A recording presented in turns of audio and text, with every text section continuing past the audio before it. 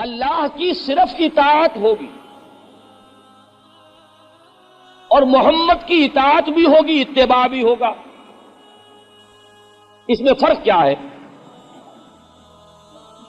فرق یہ ہے کہ اللہ جو کچھ کہتا ہے وہ کرو، جو کچھ وہ کرتا ہے وہ تو تم کر ہی نہیں سکتے۔ وہ تو خالق ہے، اس کی شان تو کن فیکونی ہے۔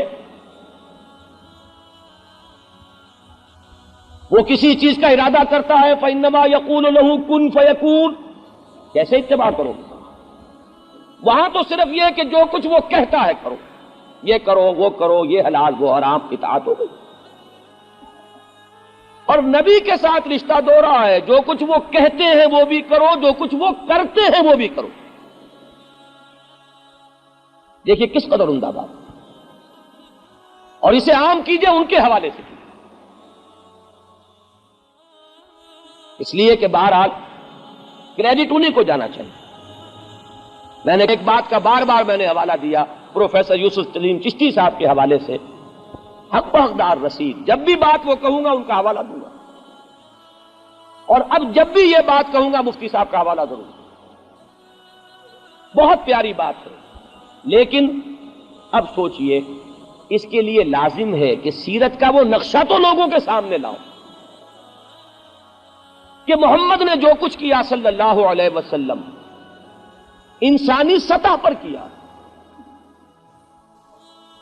ان تمام موانع کے الرغم کیا ہے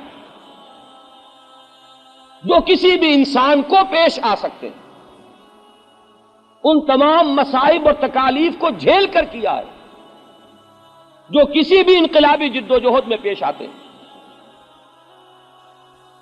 وہ ایک شعر ہے، کس کا ہے یہ نہیں بتاؤں گا، شعر اچھا ہے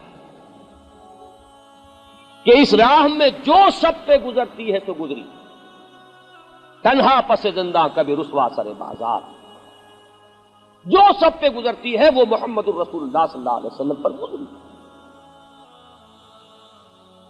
ہمارے ہاں جیسا کہ میں نے عرض کیا، جو بھی نقشہ ہے اس کو آپ یوں تو کہہ سکتے ہیں کہ ایک پرستش کی شے، قابل پرستش ایک وجود، ایک آرٹیکل آف ورشپ کو بنا دیا گیا،